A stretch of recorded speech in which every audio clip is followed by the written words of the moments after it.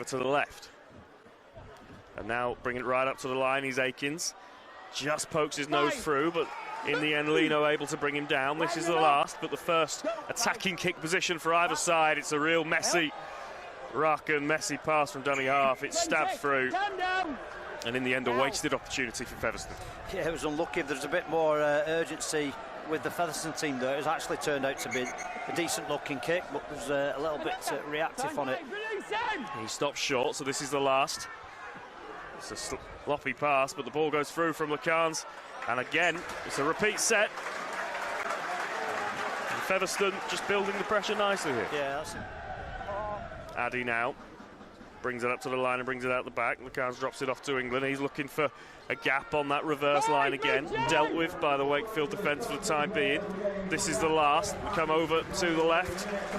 Kick stabbed through. Now this is dangerous. Just dealt with in the end, but I think it's going to be a repeat set yet. A goal line dropout and a really clever end of set kick from Harry Bowes. Yeah, it needed cleaning up as well, didn't it? It wasn't running out, so he's done well to deal with it here about their defence. Yeah, Featherstone really firing up.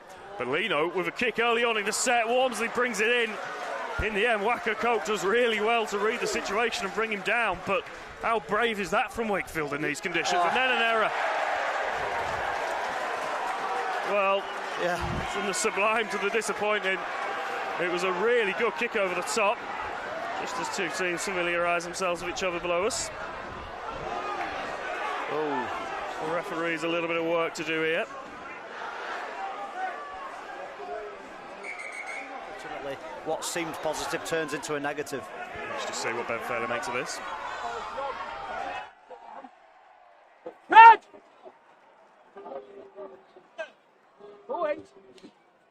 Right, I've got it with their man running in, but then you'll come flying in as well, and in my opinion, with no penalty stuck out, you're going to be 10 as well. So we have it. England in the bin as well. We'll be playing 12 aside for 10 minutes. Now, Redknapp, in a scrum, I've had a word. And now they come over to the short side. Gale just dropping that off, and Oliver Platt finding some space, still going in the end, brought down. But just the first sign of a little bit of space and light in that Featherstone line. The kick over the top from Lino. It's spilt, and in the end dealt with. But a hearts in mouths moment. Line. And Featherstone deal with it. This is the last. They come over. Oh, Hoods looks to go himself. We'll just wait to see what the referee says. I think he's given the knock on. He's knocked on.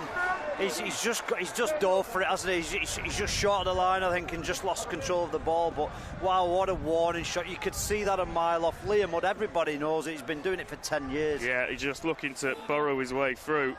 He does the hard part. Just comes down short. Featherstone just surviving that warning shot. Fev just need to find some shape in attack again, don't they? They've gone very, very one out, predictable to read, and making it too easy for Wakefield. Oh, here we go. Could be through here. In the end, Wakefield deal with it, but there's a penalty. It was Thomas Lacans who does his way through. Got some unwanted attention. A high shot goes in. Doesn't make a huge amount of progress, so Featherstone bring it to the right. Wellington Albert, he does make some inroads, still going, and gets the offload away, and an opportunity here. Jones thought about the pass, went himself, brought down 4 metres short. This is the last. They favoured this left-hand side every time so far. They come over again. I think they're going to keep the ball in hand, and they're in the corner, and the referee just has a chat with his linesman, and he gives the try. And Featherstone strike first after all of that arm wrestle. Connor Wynn, I think it is, who's gone over on that left-hand side.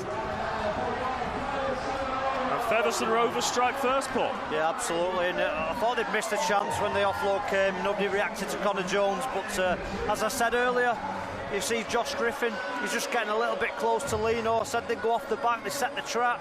Here we go, the lead's there, they've gone off the back. Griffin can't make up the ground. He's lost by getting too tight, and he's just sneaked in there, the ex-Ullman. He's not going to make goal kicking very easy at all. It's not bad. It's not a bad effort. It's a fantastic effort from Lacans. So Featherstone go into a 6-point lead, and on the balance of play, Paul, you'd say it's maybe just about an accurate reflection. I think so. 20-metre line. Yeah. It wasn't the most aesthetic end to a set ball, but not the worst. And then there's an error from Franco.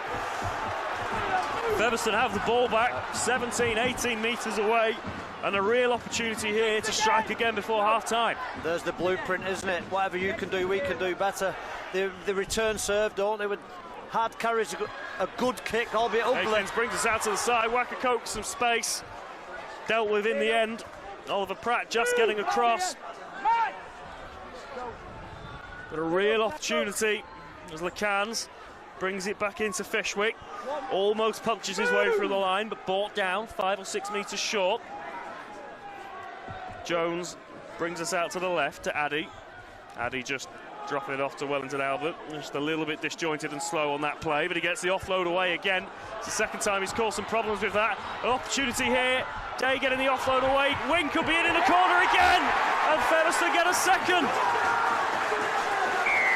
The offload causing chaos, and Connor Wynn, for the second time in this game, finds himself in space, steps back inside, and after a really attritional opening half an hour, Featherstone 10, Wakefield 0.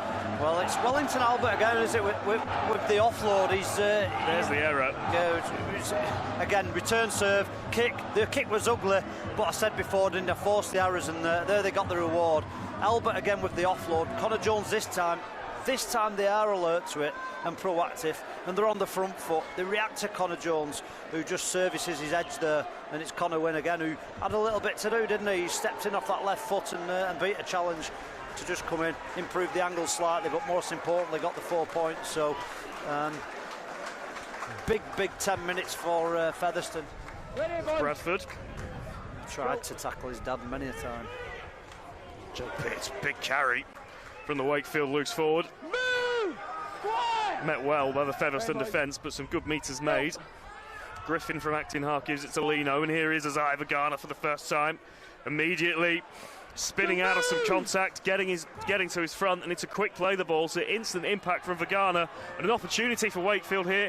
Gale to Lino, there's space, if they can make it out to the left-hand side, I think they've got in.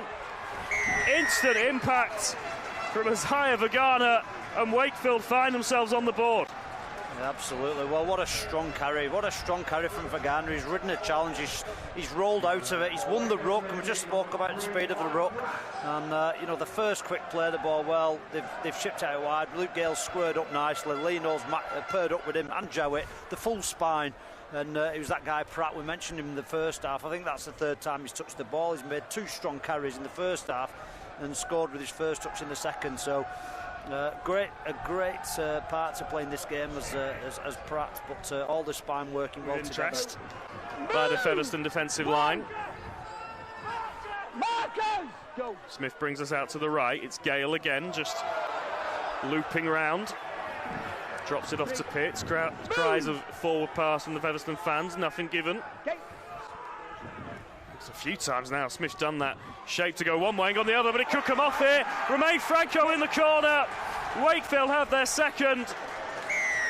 And in the end, it looked really simple. Just through the hands, out to the right-hand side, and Franco in an acre of space. Yeah, and, right decision, wasn't it, then, not to take the 2 points. Scored in the corner. So it's now 10-8 with a kick to come. But, I think Wakefield have seriously got Featherstone got the numbers wrong defensively though. It's Smith again from dummy half, showed left, went right. And Featherstone have just got drawn in there. He's man on man. And I'm not sure who it was. You can't see the numbers on their backs now. But they've really come in and totally got it wrong defensively, Featherstone, from what looked not a dangerous attacking position from Wakefield. Options left and right. Brings it out to the left to Gale. Gale with a cut-out pass. Pratt met well. Penalty. Met too well. And a penalty. And you feel like if this was maybe 10 metres further infield, they would take the 2 here, Wakefield, to just level the scoreboard up. But I'm not sure if they'll go for it. Yeah. Kicking tee's coming on.